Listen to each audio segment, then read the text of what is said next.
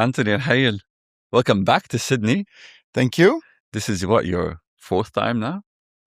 It's probably my 10th time, man. I've been coming in and out since 2020, probably twice a year, sometimes more. Beautiful. And yeah. Every time I see you in Sydney, you bring a fresh smell of home to me. Like, it makes me feel like, hey, a piece of home is here. How has it been for you? It's been outstanding. So what I discovered in Australia is a close community, a community connected with home. And every time I'm here, the way they welcome me, the love, the attention, the gatherings, and the taste of the food, of the Lebanese food. So Lebanese food has been copied in the best way possible in Sydney. One, because you have the best produce in the world, without being too adapted to Australian culture, I would say. And this is my problem with all the Lebanese food around the world. So Lebanese food is perceived as something that you would eat for a quick lunch and just fills up your stomach. So anything in a wrap, probably inspired by the Chipotle culture that changed the way we eat Mexican. So put things that do not fit together into a wrap and just eat, or into the bowl. I call the Americans the bowl society. So Lebanese food is way more than that. So Lebanese food is all about freshness, ingredients, mix and match in a very professional way, I would say, in a very artistic way. And sometimes things don't match. You cannot put shawarma and falafel together. It doesn't work. So fast forward to that. When I landed in Australia, the first impression was, whoa, they do have a good manouche. Oof, za'atar tastes like home. And that attachment and that connection with home makes you feel proud. So people have been here for the last 60 years, and yet they speak pure Lebanese from Sharri, or Lebanese from Akkar, or Lebanese from Tripoli, while keeping their attachment to home, very proud of who they are. They have been becoming Australians, but yet not forgetting the Lebanese DNA and where they come from. So that's the journey. Enjoying. I love planes. 15 hours on the plane. Dream come true. I can't wait 3 more days. I want to sit on that plane for 15 hours, travel across the Pacific, and enjoy my time. Yeah, wow. I'm thinking of what I'm going to eat on the plane and which movie I'm going to watch. So Australia for me is not far. It's not far. It's just now is my third home, I would say, because there's a second one that came along, and that's my journey. Yeah. Can't believe people complain about 15 hours on a plane. What a privilege it is to be able to cross. I enjoy it. Yeah. I enjoy it. When you come to Sydney, it's like a festival. Anthony's coming, Jaya Anthony, everyone. How did you build this in Sydney? And did you expect when you first came here that you're going to be welcomed so warmly by the community? Honestly not. When I first landed, I didn't know if the Lebanese around the world would know who I am, what I do, appreciate what I do. I've been following the steps of our ancestors around the villages of Lebanon for the last 15 years, and 2020 was probably in the 10th year. No, not even. In the 6th year, actually. And do they know who I am? Am I doing a good job? Am I the other presenter on TV like any others? Do they know I'm a dentist? Do they know where I come from? And when I landed, all that excitement about Anthony, the one who reconnected us with our roots, the one who reconnected us with who we are, our kids, watch Anthony just to understand where we come from. Our grandparents, watch Anthony to remember where we were.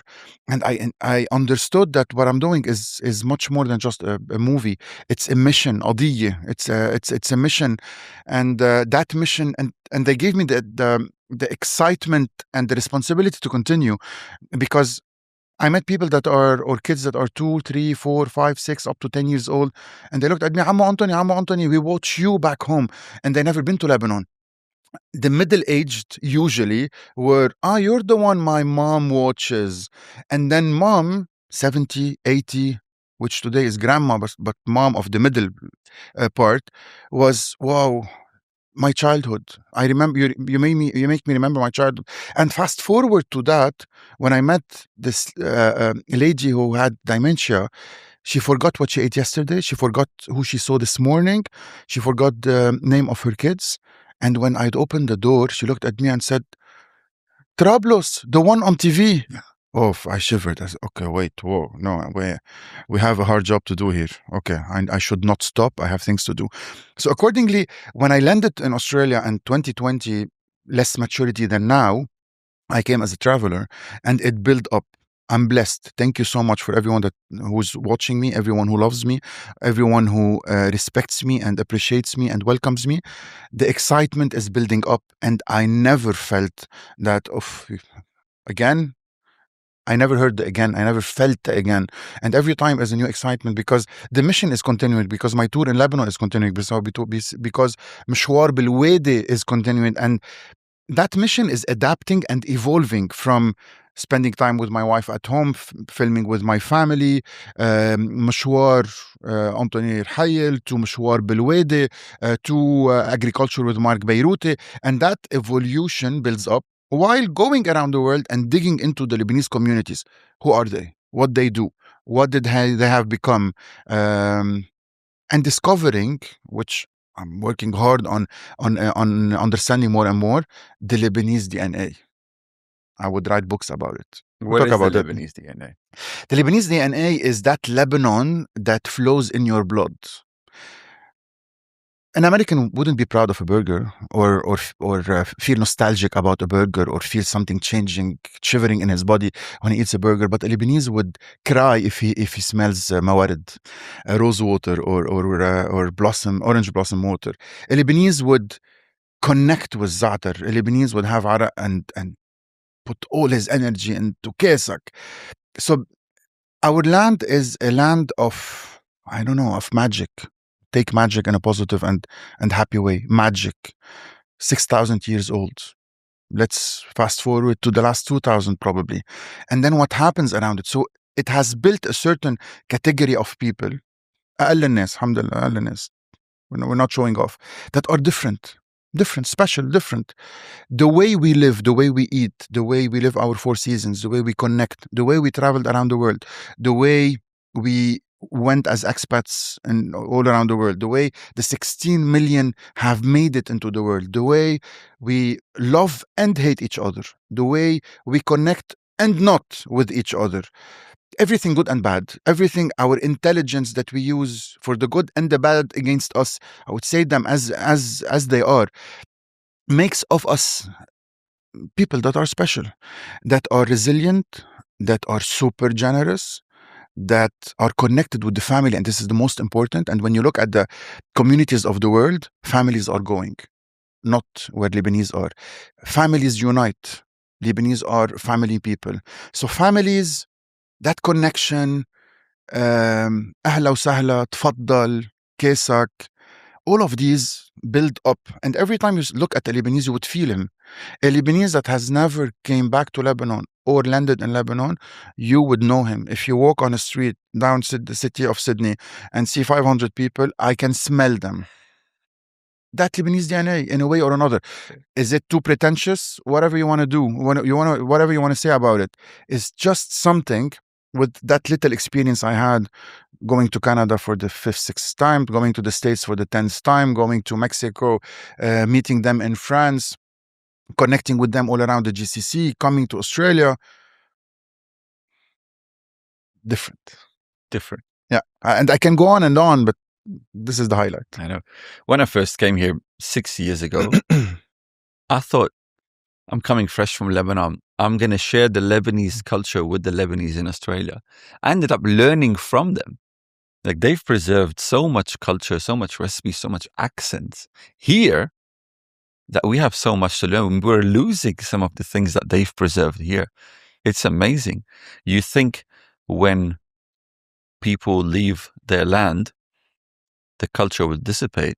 It turns out that when they've left the land, they've preserved it because that's the only thing they have to hold on to, part of their identity. You need empowering to continue. You need a church. You need a community. You need to be proud. And we all heard stories. I can tell you stories since the 1820s in Canada when Lebanese were called the Black Syrians. And one of the people I met, 93 years old, has been born in the United States, has written a book about the Black Syrians. Fast forward to Australians and we hear stories. We were not welcomed back then. So that community gave you power, gave you strength. Churches, very important, very important. If you believe or not, that church is a community. it welcomes you. You meet people that look like you. You can share a meal, you can share breakfast, you can share things. Connect on Sunday. Kids play with each other. They have the same values. One word, again, we can talk hours about, is values. Values of the world are leaving us. Values of the world, values of Europe, values of Canada, values of America, values of the countries that are not, I wouldn't say Christian driven, but spiritual driven, where the humankind is free to do whatever they want, are going out. Families are not united anymore. Parents would want their kids to leave at the age of 16. Kids are free to decide who they are. I identify as a cat. Wow. So the world is changing. Accordingly, when you came back, when we landed in Australia, when you landed in Australia, when I visited Australia, the values are here. The Lebanese values are here. You still welcome, you still thank, you still invite, you still gather on weekends, you still go to the call to action when there is an event, everybody goes there. You still answer to a donation call. You still do several things that we do back home. And one of the only ways to connect with your family, and one of the only ways to educate your kids who do not want to talk the language, who do not want to go to Lebanon, would understand later on, at the age of 18 plus, that yes, when I was a kid, I ate za'atar with mom. Oh, grandma, the food of grandma tastes different than the pizza or burger or whatever shit I would eat on the streets. So one of the things families do not know they're doing, and they're doing right, connecting with their kids with food or through food along the way. So teenagers would understand, and okay, now shit, I forgot to learn the language, but I did all the rest. I met 8th generation kids in Canada. 8th generation. They still meet on Sunday. They still feel they are Lebanese in a way or a sort. Their favorite food is kibbeh, even though it has adapted and changed. I've had a kibbeh fluffy cake, which for them, 400 people gathering for the community, is kibbeh from Lebanon. It's okay. Fine. It's okay. Fine. Not ours anymore, but still connect with the community and the culture. So, beauty. So Australia, just to finish that, has connected, is still connected, still feels like home, still sends support back home, still is proud of home, still listens to Lebanese music, still prays in Arabic, and you can sense it, you can feel it. Such a beautiful community, and they're so welcoming. They welcomed me. I came with my brothers and my sister. We didn't have any family here. We had one second cousin. Now he's gone, passed away. The community adopted us. They looked after us. I can't say I felt homesick. As much as I loved Lebanon, and I spent all my life promoting Lebanon, visiting villages, like we have similar journeys, you and I, in terms of the things we love and the things we love to promote. Australia became home very, very quickly. In Concord, you know where I live. In Concord on my strip, it's called Majors Bay Road, there's the Manausha shop. If you go at 7 a.m., you can smell the Manausha, you can smell the dough baking as if you're in the village. You walk a couple of steps now, there's a Lebanese butcher. You walk a couple more steps, there's Sharif Shawarma. And like, what a privilege. We're living in a country so far away from Lebanon, yet we have everything we need to not feel homesick, to build a community, to share, to teach our children. Australia is a very special place for the Lebanese community. Really. It is. Really. It is. Now that you mentioned Sharif, I would invite everyone, please, to look at what Sharif is doing from a protecting the heritage perspective and do the same.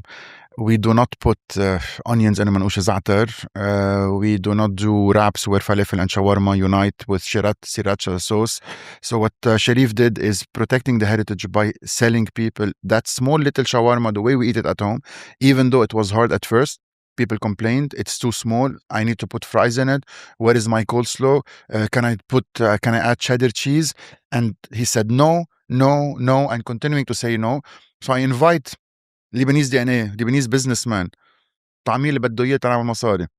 Anything he wants, just sell that guy food. At the end, he's paying me money. That's one of the business things of a Phoenician. But no, at certain point in time, We need to stop when people start messing with our culture, protect our heritage and culture. This is the only thing that's left. We've lost almost everything. We've lost part of our country. We've lost our reputation. We've lost our unity. We've lost everything. Part of the politic problems that happened to Lebanon and the war happening to Lebanon.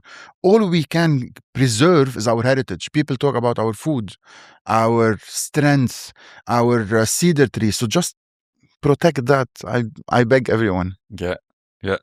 And it's like we're claiming our culture back in a way or another. Like when I came here, kebab is Lebanese. A shawarma is not a kebab, please. Right. And I was trying to explain to people and couldn't find. And now that we've had Sharif, like you can finally understand a kebab is something and a shawarma is something completely different. A doner is something and the shawarma is completely different. True. Yeah. True. And I think it's going to open the door for more Lebanese businesses to actually celebrate more authentic product and be proud of it rather than try to adapt it to what the society around us likes. Exactly. You need support. You need a push. You need the Lebanese community to start. You need Australian to look at and see lines. Someone needs to start. We all need to support each other, and it will build up to recreating who we are, to claiming back who we are. Exactly like you 100%. said. I was quite surprised by the offering in Sydney. There's plenty of good Lebanese restaurants, plenty of them. And now I think the Lebanese dining scene is witnessing some sort of a renaissance. Like this is our time. There's a lot of new shops opening. And it's very interesting to see shops that are not owned by Lebanese international companies, hospitality conglomerates, thinking, oh, Lebanese is now something that we should think about. Get more Lebanese in the city. There's like a few opening now. There's the Lebanese party is having an awakening again, which is very interesting. I've always thought that the culture in Lebanon and the culture of Sydney are quite far from each other. But bit by bit, they're getting closer. Artists playing in Lebanon are coming to play here quite often. So these two cultures are kind of reconnecting again, even though they've been connected in some way. They're linking in a very special way now. I don't know if you can see it, but they're starting to be up to date with what's happening in Lebanon. When I was in Lebanon hearing about the Lebanese in Sydney, I've only heard the bad conversation around the bikies, around the negative reputation that was built like 20, 30 years ago. Today, it's completely different. There's a shift in the conversation. 100%. One of the things in the Lebanese DNA is that we copy each other very well, which is good and bad. So the good part about it, when someone does an event and it succeeds, the other one copies. So some people have started big events and the others continued. Some others have done big restaurants and the other continued. Some Lebanese restaurants have won awards and the others said, why him, not me? And the others continued. It's very important. One other thing that happened is that after us selling to each other, and always said, we need to go out of the box. We need to sell Arak to the non-Lebanese. We need to sell hummus to the non-Lebanese. So what we have been doing for the last centuries is creating Lebanese restaurants that look like us. So who comes in? Only Lebanese. But the Indian loves us, and the Mexican loves us, and the Australian loves us. But the shop doesn't look like them. So one of the things that is happening lately, and I can tell you names, is that Lebanese restaurants have been created for the whole community, not only for Lebanese, where you feel that international Australian vibe and anyone is welcome. Come as you are. Beautiful saying. Everybody has used, you know that Crapaway has used it, McDonald's has used it, and 25 hotels have used it. So this is the most used saying in the world, and probably no one registered it. Anyway, back to our story. So now we're opening up to the others. So when one started, the others are copying. When one got an artist from Lebanon, others are doing it. When one did a Lebanese dinner with a Lebanese chef, others are doing it. And fast forward. And the most beautiful part that is happening, I can tell you restaurants in New York, in Washington, I've been to, now in Australia, some in Paris, are opening up to come enjoy the Lebanese non-kebab. Let us tell you who we are. We are not only street food places. So unfortunately, the Arab word is perceived as food of street food or food that fills your stomach or food that you would eat fast food. حيالله شو ما كان, just fill it up. A big display and just tell me what you want in your sandwich or in your bowl. But we are not this way. We do not eat this way in Lebanon. None of the places would accept to give you this in Lebanon. So copying or replicating what we eat and how we eat in Lebanon is going very fast in Australia, considering that the community has been ready for it because it's already united. So the community has understood that, let me feed them the way I eat at home. Let me feed them the way we eat. And building on that, we're working on it, and it's working actually.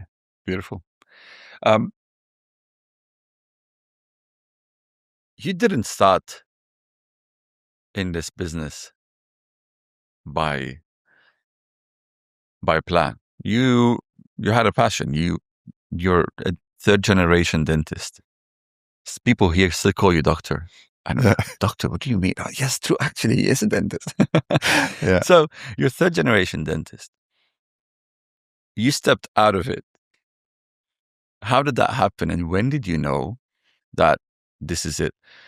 I'm thinking of it from a perspective of a young entrepreneur today, or someone who's had a career in one subject. You followed your passion in a way, and you created a career out of it, and you've inspired so many people. You've been so consistent, so hardworking. You've inspired me too. How did you come to make that leap? Come to think of it, and I'm gonna this time probably give you an answer I never give before. I understood who I am when I gained some maturity.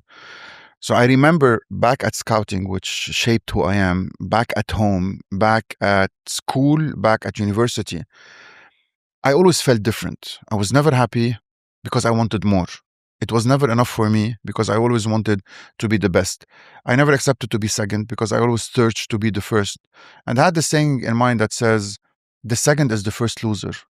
And I always thought of it, and I got to remember it once in a while.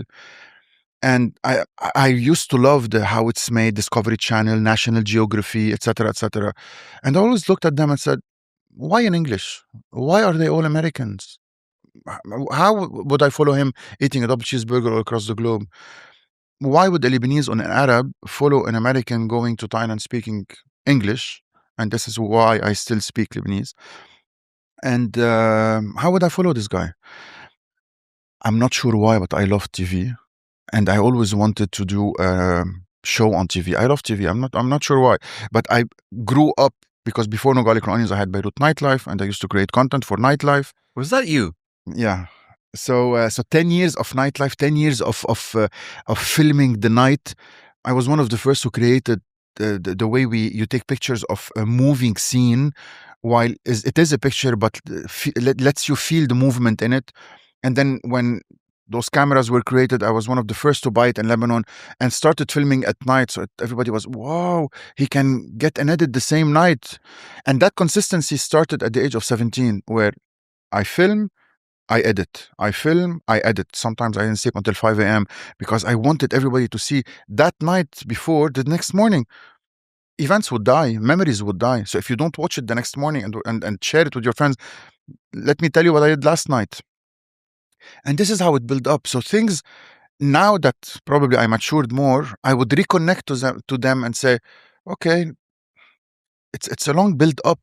I always wanted to be different. I always want to create something different, even in dentistry. So 9 years of studies, 4 specialties, because I always wanted to be the first in the Middle East doing hypnosis, first in the Middle East doing laser in dentistry.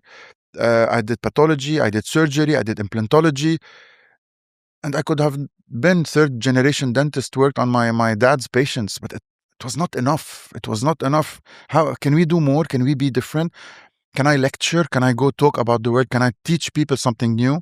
So things build up. While being a dentist and while being at the clinic, I enjoyed my time. My clinic was beautiful. Wooden floor, 4 televisions, National Geography, Discovery Channel, CNN, and Lebanese television.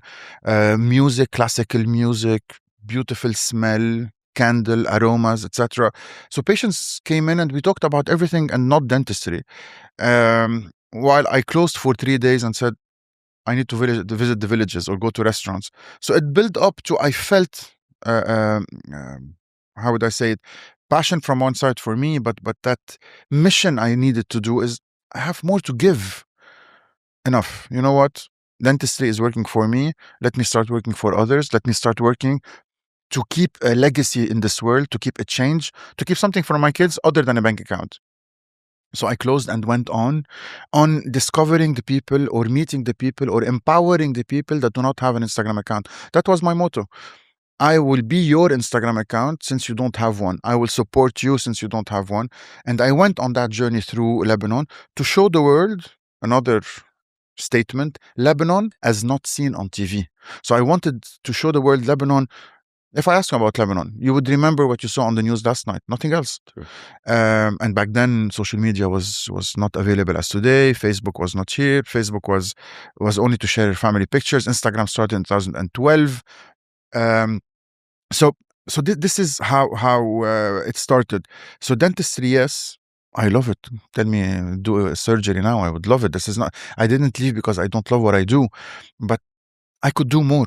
And every single year coming back to Australia, as an example, I would sit back at home and say, what's new this time? How can I reinvent myself? What kind of equipment can I buy? What kind of footage can I film? Who am I meeting? What is the story I'm going to tell? And as you may have heard me or see me film, I just talk with my viewers. I just tell them the story. People would want to know details. I invite them into my kitchen, into my home with my kids. I'm not searching for more followers or more views, and people definitely feel it. I'd never showed my family just to have a family account and get more views. My views are okay the way they are. It's just I decided to share my life with you. Come on, come in. Let me tell you what a podcast studio is. Let me tell you who I met. Let me tell you the story of X, Y, Z. And this is why 90% of my content is not about me. So when I go to a restaurant, it's a 25-minute video of which I eat for 3 minutes, but 22 is about the hero. So all of these building up, I didn't adapt to the culture of social media. I didn't follow trends. I didn't do a monkey in front of the camera. I didn't search for followers. I didn't search for attention. And every time something happens, I remember 3 things: the young one, the middle-aged, and the grandma who are watching. And I need to give content for the 3. And that's a 99 knees bracket content. Super hard and difficult. What do I say? How do I say it? How do I eat it? Because the kid would learn his manners, the middle-aged would just have fun, and grandma will take me with her, if I can say it as is. So people have birth with me or wake up with me or start their life with me and leave with me. And I can tell you stories that would make you cry of Father Sharbil yesterday. Saturday at Harkola. He looked at me and said, I need to tell you something because you need to know. I said, tell me. He told me, you know that all the elder people that I go visit at home watch you. So when I go bless them or pray with them, you're with us all the time. And you stop for a second and say, man, I have a lot to do. I have a lot to give. I still have a lot to, oh my God. So now I'm going back to Lebanon for a month and a half, investing from my money, not having a sponsor, to travel every single day to a village in Lebanon, because there is someone somewhere who's watching and needing to watch and waiting to watch this content. So that's how it is. So it's built on faith. It's built on emotions. It's built on maturity. It's built on a million things. I'm not a social media influencer, but at the end, you need to have a title. What do you do for a living? I'm not a YouTuber. I'm not a Google. I'm not a food blogger. I need to have a title. Just put the title for me. But anyway, I enjoy doing what I do because I leave an impact. Yeah. What else do you want to do? Because you don't seem satisfied. I want to sell Arak to the world. I want to be the first one who would take hummus to the moon when we land. I want Lebanese to have the best reputation in the world. I want to go to Brazil. I want us to love each other more. I want to make sure that our food is protected and portrayed the best way possible as Lebanese food. I want people to understand who we are, what we are, why we are. I want to open a restaurant where food is simple, casual, where my wife and I would spend time sharing joy, not food, just sharing joy. I've always wondered, why haven't you started a restaurant? It's too early yet. It's too early yet because I don't believe I can be loved and accepted in kitchen and supported by chefs and loved by chefs and handled by chefs when I in a way or another I compete. A restaurant would be self-satisfying. I would stop traveling. I will sit back in my business. It will be profitable. I hope so. I will build up something for me, but I'm not ready yet. So between a lion or a butterfly, I'm still the butterfly for now, until the time comes when I'll become the lion and sit on my small little jungle.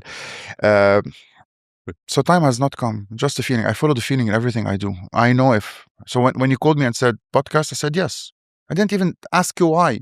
I didn't even ask you if you have a podcast channel or if you have a YouTube channel or what are the questions. I just follow the feeling. I just know it's going to be okay to be with you on camera. I just know that I'm going to enjoy Australia this time. Alhamdulillah, the blessing, touch wood. So time has not come yet. Fine, we'll be waiting for it. All the critics, all the people that you've criticized are going to come for you. I'm ready for it. You're postponed. I will be ready for it, but not now. So if we're going to talk to young content creators now in Lebanon, they're taking an amazing part in showing Lebanon to different generations, different perspectives. And some of them are stuck behind perfecting it, procrastinating, waiting. You've broken that by promising yourself that you're going to release a video every single day. If you were talking to young creators today, or someone who might be the next Anthony Rahayel, if you want to give them a piece of advice, what would you tell them? I would tell them, be yourself. One, it's very important never to hear the word I don't know. I try as much as I can in my life never to say I don't know. If I don't know, I ask. If I don't know, I learn. If I don't know, ChatGPT can help you. So being a content creator, you need to understand camera, you need to understand sound, you need to understand editing, you need to understand colors, you need to understand several things. So this is one, you need to understand what you're doing. One. Two, just be yourself. You don't have to wear makeup, you don't have to wear things that are not you, you don't have to say words that are not you. Just be yourself. Three, do more of what makes you happy. So if you like a certain thing, just do it. People come in and to me and say, I have $200,000. What kind of restaurant do I open? My answer is, you're in the wrong business, my friend. Because if you like what you do, if you like restaurants, if you like what you eat, you would know what to open. You don't need me. So just do what makes you happy. It's very hard to start, but you need to start somewhere. It took me 2, 3, 4 years, and it's still taking me today to understand the algorithm and to build up momentum with people. Every morning I wake up and say, did I become obsolete? Am I still trending? Am I still relevant? It's very important and ongoing. Some people jump in and say, I'm going to open a YouTube channel. It doesn't work this way. What are you going to put on content on YouTube channel? How many videos can you put a week? How long can you go with your videos? What kind of equipment do you have to put it? Are you willing to buy music, etc., etc.? I'm gonna put one reel per day. Are you into editing? Did you even buy CapCut first? So little tiny details. I always say the more you invest in social media, the more it pays. If I invest enough time, 5 minutes, to write captions, to write hashtags, to post a reel, Instagram feels it. The algorithm feels it and will show my video more. If I invest enough time to put that video on YouTube, introduction, outro, nice music, good content, nice movement, nice interviews, YouTube would show it to more people. Unfortunately, sometimes 90% of the time, you work so hard on content, but people just want someone doing a monkey in front of the camera. I'll focus on the word monkey because we're seeing it a lot. And they get more views and get more profit and become rich on TikTok. Fine. This is the world. Adapt. Move on. Did we all cry the day ChatGPT was created? Did we all say, shit, the world has stopped. My job has done. We adapted, we learned. How can I use it to evolve? So all of these are very important. Is it easy to be a content creator in 2026? No. So no, unfortunately. Can you do it? Have a job on the side, start somewhere. I was a dentist since 2005. I stopped my job in 2018. And you started making content in 2012. I started making content in 2012. So it took me a lot of time, and that investment put into my business. I came back home and my wife said, why are we spending so much money on YouTube? Why are we spending so much money on restaurants? Why are we spending so much money to travel and film content? I have a dream. Let me be. And now look And at it her. built up. She's a content creator. And I love Now her she content is. more than I love yours. Now she is. And she enjoys it. It's a family affair. This is what I say. It's a family affair. My kids are learning to enjoy it. The way the school speaks about it, so they're now saying, okay, my dad is cool. Okay. It's nice to be cool in the eyes of your kids. Yeah. It's tough, but yeah. I'm blessed. We have a beautiful family. We have fun. We smile. We laugh. We travel. We eat. I'm blessed. And definitely the wife has a big role in all of this. And her supporting my business and becoming a content creator and having fun in the kitchen and all of these things, can't be happier. When I met you in Sydney the first time, I was running Six Head, big steakhouse on the harbour. And when I met your wife the second time, like, she's got this beautiful, warm energy. She's light. She's easy. She reads people. I think, like, she picks who she likes and she doesn't like. She's a very special lady. You've been to many restaurants. I've served you at Six Head. I was running Six Head at the time. You've been to the best of the best. You've been to the most casual restaurants in Sydney. What do you think Sydney's hospitality scene's got to offer? What makes it special beside the amazing produce that we have? Exactly. So I wanted to start with produce. So produce, number one. Two, diversity. So lots of communities, lots of chefs all around the world. And considering that someone is coming from across the globe, so in 15 or 16 or 17 hours, sometimes 20 hours from Europe, you need to be the best. You need to work hard to prove yourself. So proving yourself helps. This is why you end up doing something very good. Three, I discovered along the way that you have probably the top 10 list of best pizzaiolos in the world. Five of them are in Australia. Okay, wait. So people are coming here or happy to be here, and not all of them are Italians, huh? So this helps a lot. You have a competition, a very intense competition. So if I don't win, he wins. I think good food plays a big role in giving awards. The hats are very important, and people look at them, considering that they're more exciting than Michelin, I would say. And the last and most important thing, that people are demanding. Canadians are not demanding. Canadians will eat anything. And they don't claim to be demanding. They just eat anything. They just eat to live. Australians are demanding, and they're learning. Probably Australians, old ones, would eat anything. But anyway, having diversity, having Chinese come in, having Japanese come in, having the Arab community come in, having that competition, and having people who say, I want to eat good food. I'm ready to pay for it. Give me a good steak, I'll pay for it. This builds up to what the Australian scene has become, or Sydney scene has become. As is, Michael Bradley played a big role. Maryvale played a huge, amazing big role. Hunter Street Hospitality made a big role. So people not understanding what we're talking about, the big groups that have 10 plus restaurants up to 20 have played a huge role, competing with each other while the scene flourishes. So all of these details the consumer doesn't see. All they say is, okay, we have good produce, restaurants are good. But to create a concept like Jimmy's Falafel, or to create a concept like Totti, or to create a concept like Sahten, that is not owned by a Lebanese, not a Lebanese chef, or nothing of the sort, I don't want to forget any of them. Sorry. Six Heads, getting Five Guys from the States to Sydney, builds up Hunter and Barrel and others, Meat and Wine. So all of these play a huge role into pushing the Diamond Award. How did he win and I didn't? So let's work hard. And it builds up. Today, Sydney's food scene is incredible. Yep. I've always believed it is incredible. You've recently moved to Dubai. how's the scene over there? And then how did you come, Anthony Rahayel, the ambassador of Lebanon, the unofficial but official ambassador of Lebanon around the world, leave Lebanon? Two questions in one. Let's start with the first one. The food scene in Dubai is exceptional. We don't have the best produce in the world in the country, but we can get anything through Emirates within the next 10 hours. So yes, we have the best produce in the world. We have a diverse community, more than 200 nationalities. All of the best of the world come to Dubai because they avoid taxes in their own country. And we're not getting the cheap quality of people. We're getting the best of the world. We're getting 3-star Michelin chefs. We're getting 2-star Michelin chefs. So when you say Dubai, to be able to afford Dubai, you need to be the best. So the best, creating the best, creates the best. So accordingly, Dubai is the best of everything, the best of all worlds, and wants to be number one.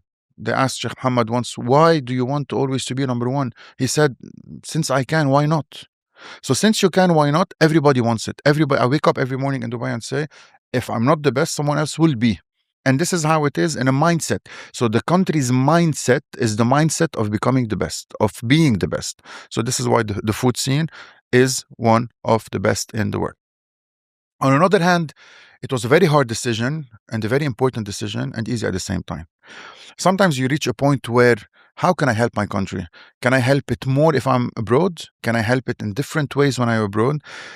You reach a point where you feel that certain things happening around do not look like me anymore.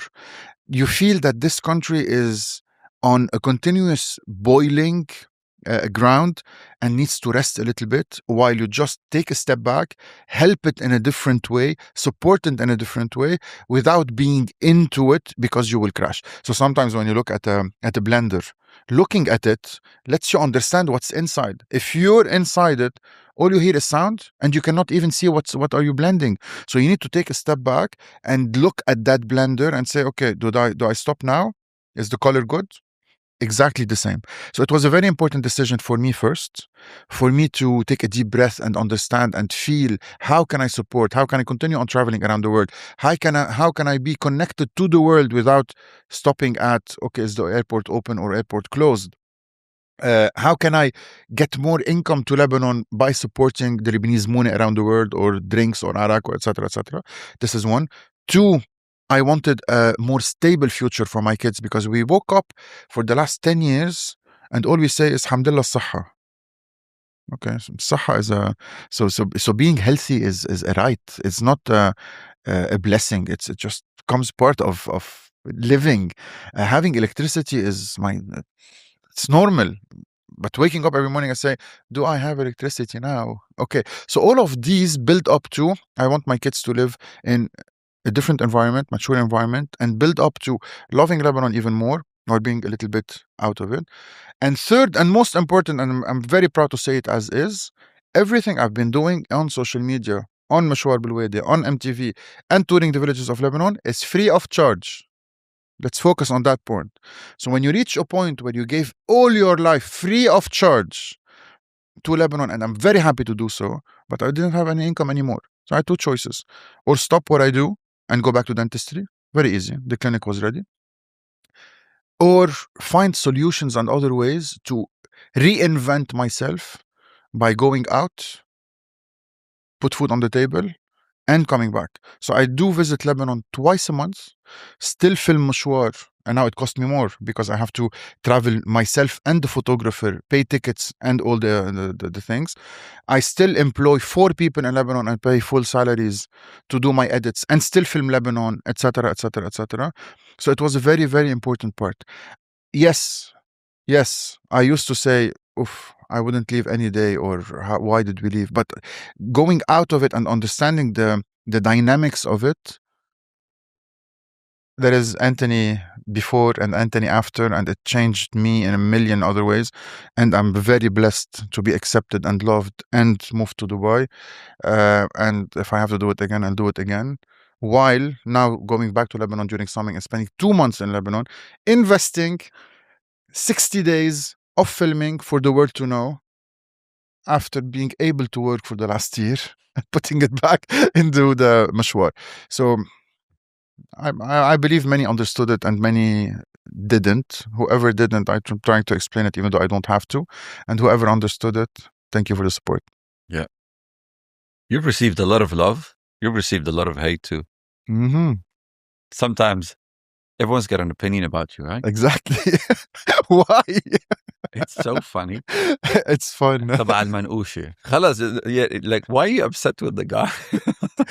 Yeah, people talk about me in my back بشكل wow. People, everyone has an opinion, good or bad. Everyone has an opinion about my wife, about my kids, about my about the way I eat, about why does he smile all the time. So when you don't find anything to talk about, you just talk about my smile or my positivity. Why is he always positive? What the heck? So anyway, yeah, it keeps the ball rolling. Was it tough to deal with at the start? I was not trained to. I didn't know what to do. I was never attacked. I'm a happy kid since I was a kid. I always smile. At university, I was always the leader. At school, the same. Lived in a very loved environment. I was never attacked in my life, so I didn't know what to do. And you see famous people around the internet being attacked, but nobody teaches you how to handle it. So it needs maturity, it needs time until you understand that when one person hates you, there are 4 million who love you. The 4 million who love you would usually not connect, but that one hater will. So instead of focusing on the hater, just ignore, because what he needs is attention. Ignore and focus on the happy people and thank them even though they didn't reach out.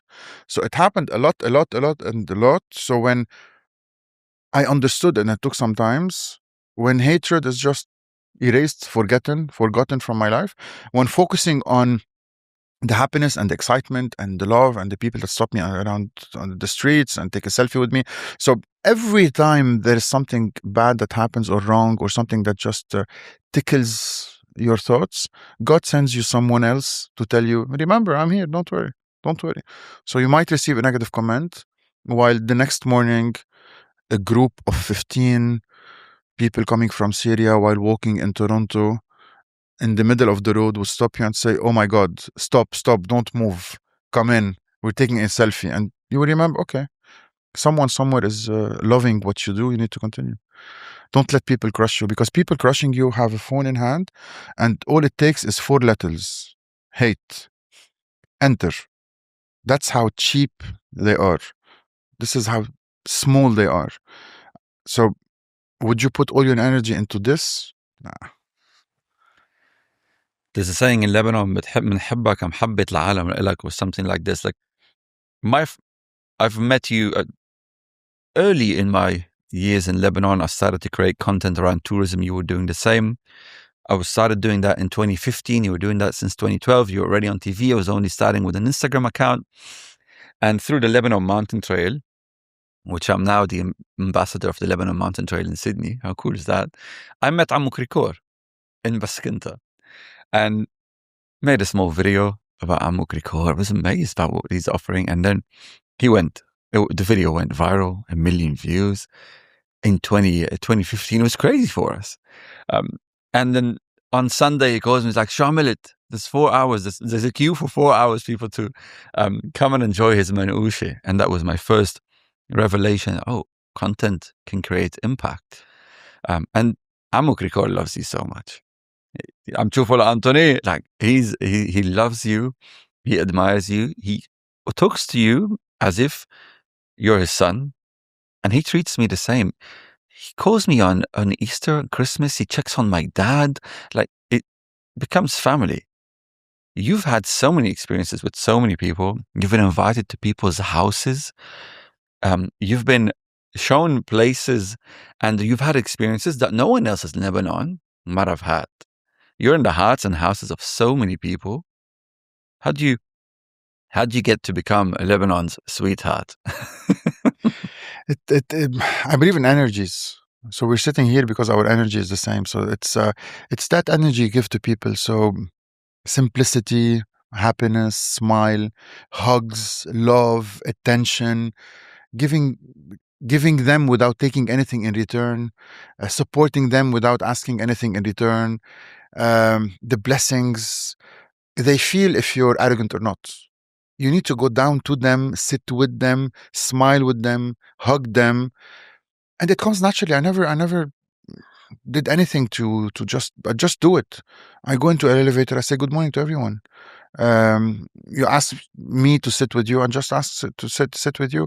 When elder people come into an event at 8 p.m. in St. Mary's, and I look at them and say, "شو عم تعملوا هون? Why did you come see me at 8:30 p.m.?" I would give each one enough attention of 2, 3, 5, 10 minutes, whatever we can, to sit and ask, "Tell me about you. Where'd you come from? Why'd you love me? Thank you so much. I really appreciate it." And so on. So I believe it's part of my education. Alhamdulillah, أهلي ربوا صح. So it's part of my education. So uh, someone asked me once, "When would you stop what you do?" And I answered, "The day my feet won't be on the ground anymore." So it's part of it. It's just naturally, I love people, I connect with people, I enjoy people, and people give me that in return. So we create a certain bond and trust, and the door opens. Come into my house. So Krikor and others, and Tony Abu Shadi and Abu Dawood and Bashir and others feel that I'm the son they don't have, or feel that I'm one of their sons, and I appreciate it. I enjoy it. I don't block for it. I'm happy to be part of your life. I'm happy to support you. I'm happy to spend time with you. I'm happy to ask you questions. And this is how it builds up. So again, back to how can you be an influencer? Depends on what influencers you want to be. Do you want to be a content creator? Just create content. Do you want to be an influencer? You need to influence. Do you want to be different? Be who you are. You might be a good or a bad person. Be bad, you might get followers accordingly, or be good. So what people see, and this is why love has been building up, and this is why welcoming has been building up, and this is why I can answer all the questions you just asked until now. Why is because I'm who I am, and probably people enjoy that smile and that simplicity and that cool. I am who I am. I don't fake who I am. So I get the camera. Good morning. This is who I am.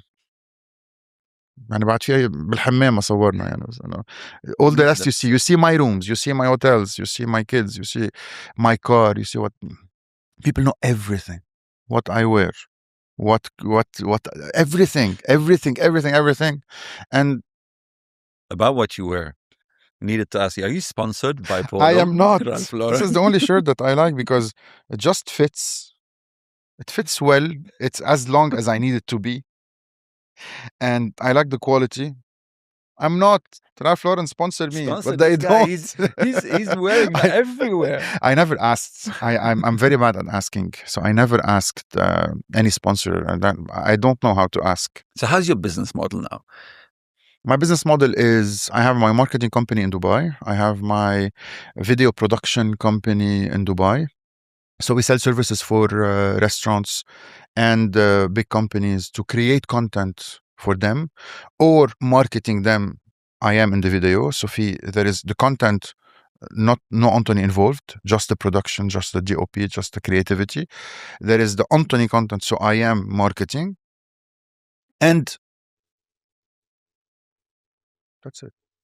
Yeah, so that's it actually, and I do consultancy. Yeah, that's the word. So I do consultancy for restaurants, from opening the restaurants to closing. I do business consultancies for people who just need to grow, how to grow, consumer behavior, what does the consumer want, what did I learn from around the world. So I believe I know a lot, and I've been blessed to learn a lot from people. So all of this learning I put into developing business for people. So 3 major things I do. I do not live out of my YouTube. It's not, no, it doesn't work. Is it enough though? So people think, oh, come on, eat. I'm inviting you for lunch. You're creating content. No, I'm 43. So I cannot eat continuously. I have a health like you, my friend. So it's not about me eating all the time. So it's part of that support I can give you. So I'm blessing your business. You need to bless me in return. I can support you not just by eating, by spending time with you.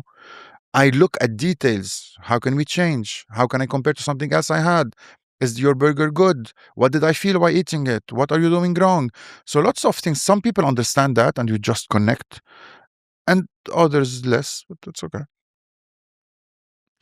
At LW Creative now, I've left the restaurant. I'm starting creative agency too, and I want to tell more stories around people and food, etc. My brother's opening a restaurant in Rahayel called Sahara Bistro, and it's something like, we've been building all our lives. My brother's been in hospitality all his life, and now he's starting a restaurant. It feels so real. It feels so beautiful to have a baby. The business becomes your baby, and you guys are planning something too.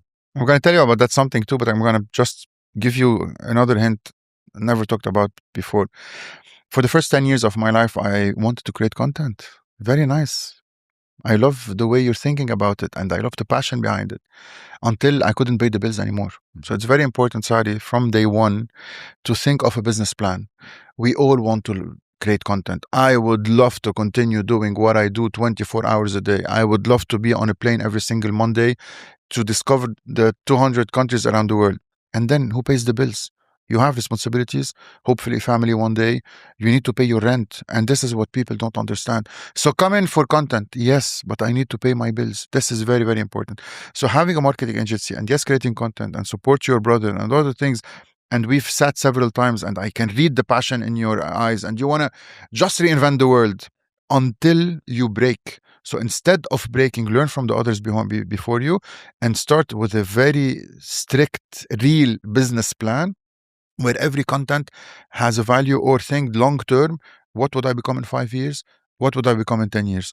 Or else, the way I started it, and probably you're doing the same, creating content, and I'm free to give it for free. This is my passion, while I have another job to have the income.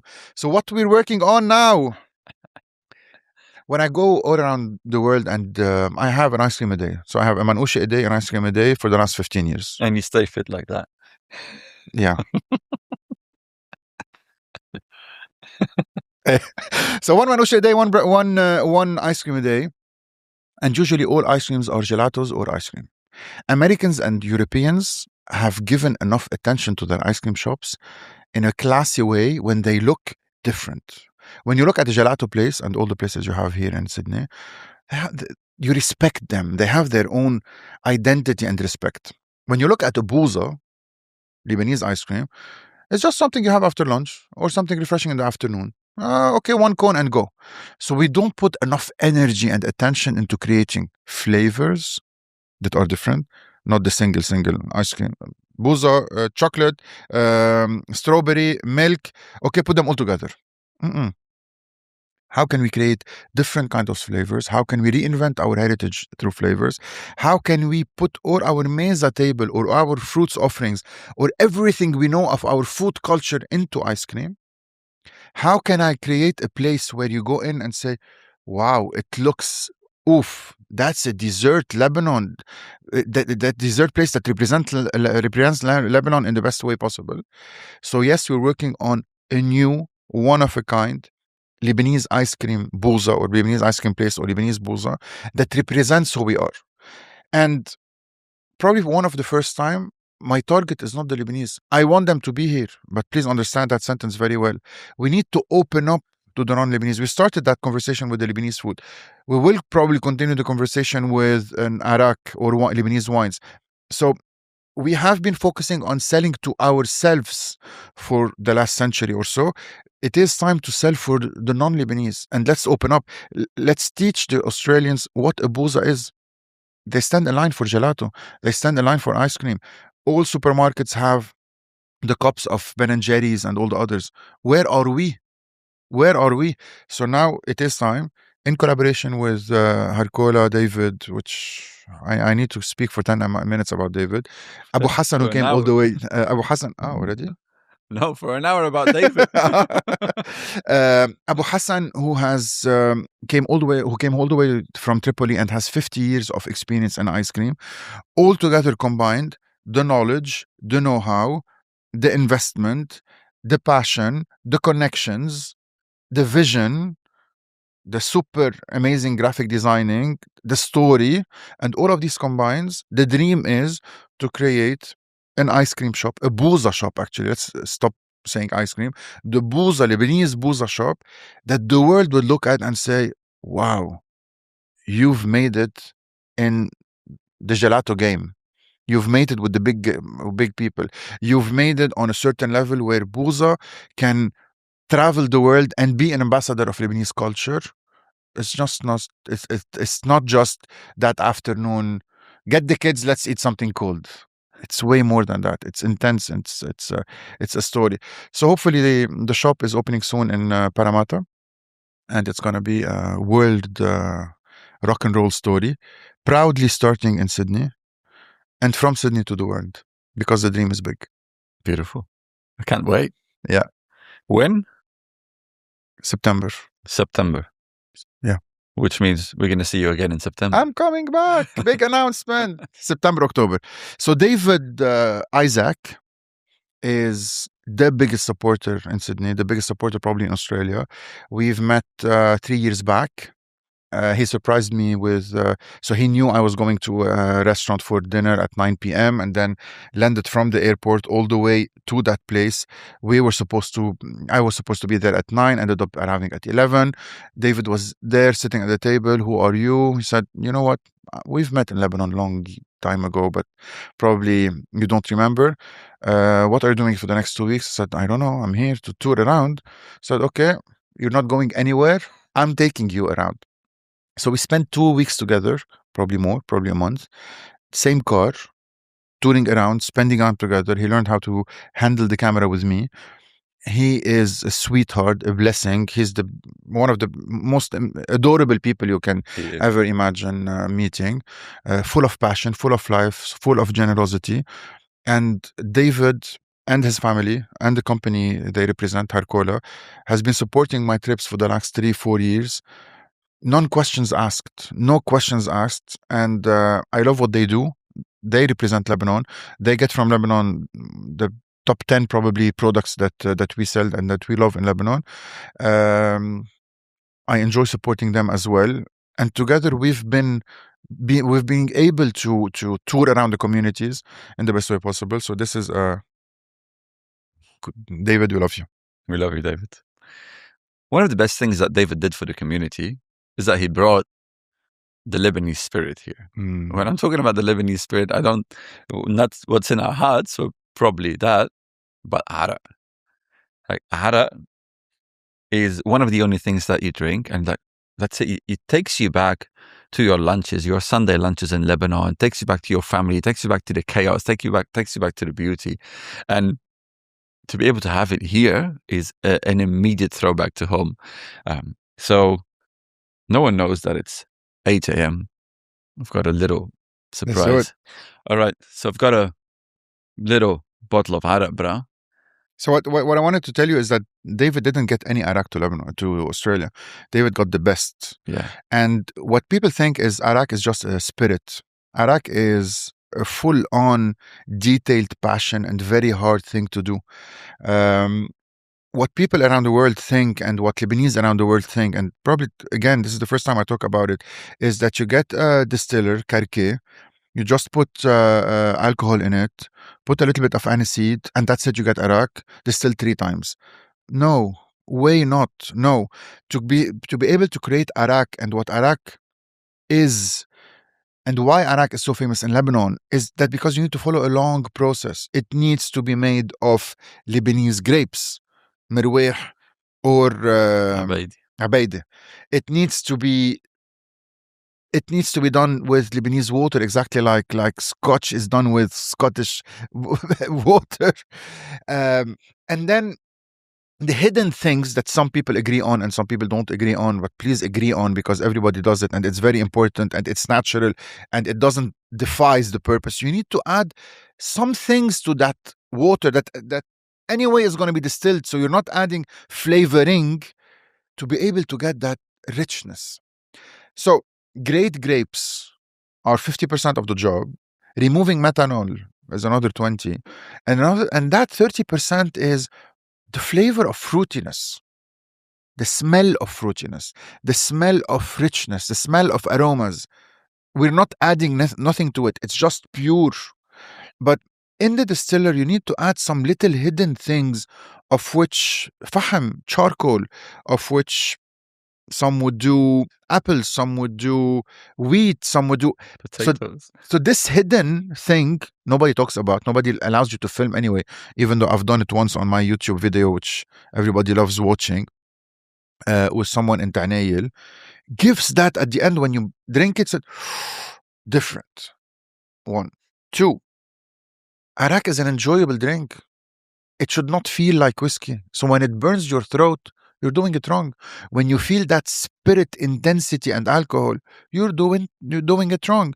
So I've had Arak yesterday night. I've had Arak made in Australia, Canada, USA, etc., everywhere.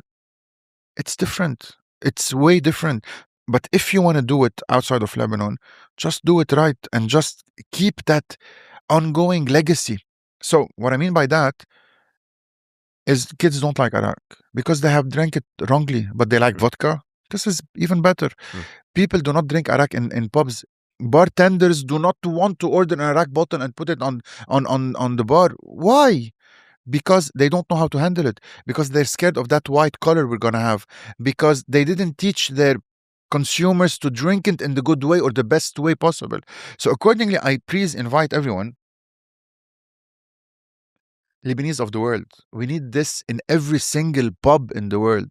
We need to promote ourselves to the non-Lebanese. We need everyone to understand that this transparent liquid is full of emotions.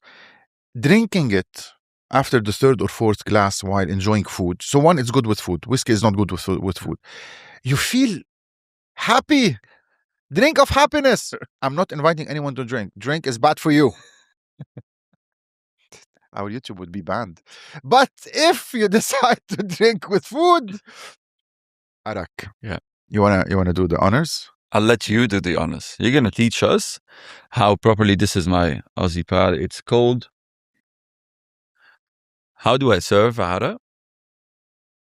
And how do I know a good Arak from a bad one? Because you all have got your neighbor who's making a karki and inviting you.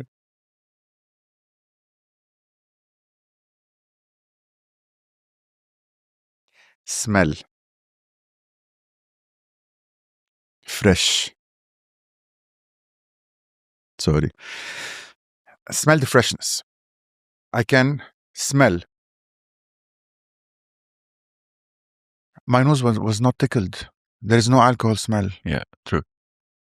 My eyes are not. I just feel good. Yeah. I'm not tearing.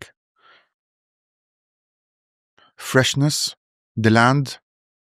Probably a little bit of. I won't say wheat, but something that's hidden. Mm-hmm. Floral. There is a touch of fruitiness that comes in, even though it's just distilled alcohol. So pure, 100%. And then this is cold water. Yeah. Good job. And what happens?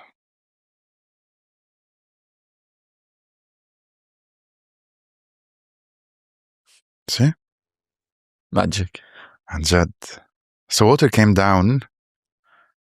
How beautiful it is. The way it is 1/3, 2/3. And the ice always after. And the ice after. So when you add water to your spirit, it opens up. Add water to your whiskey, add water to your gin, add water to everything. Every single spirit needs at least a drop of water or more.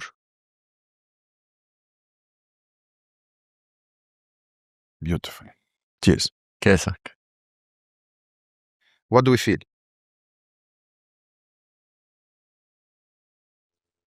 Enjoyment. Aniseed. Yeah. Light touch. Hidden touch of licorice. True. Sweetness. Sweetness. Like it washes your mouth. There's no acidity. Mm-hmm. It doesn't burn your tongue. It doesn't burn your throat. It has nothing to do with what you feel when you drink whiskey. It has nothing to do with what you feel when you drink vodka. It has that journey that you would drink, that you would have when you drink a Hendrix that feels like cucumber. Yeah. With at least heritage, story, hundreds of years, resilience, villages. So Arak is drink more Arak. So when you gather around and you're sitting and you say, "Get me a bottle of whiskey," why? Because it's more trendy. So enjoy it, and believe me, whoever didn't do that yet, with hummus and with labneh and with the Lebanese table, a second in the making, you would just feel relaxed. You would eat more, which is good on a Sunday. Mm-hmm. You would enjoy and it's safe with the kibbenai. It is, yeah, true. Our meza is so diverse, it's so colorful, so beautiful.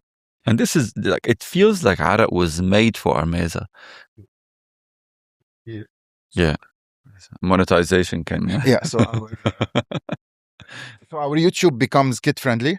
We're having milk now to continue our podcast. Yeah, and no one knows it's 8 a.m. in the morning.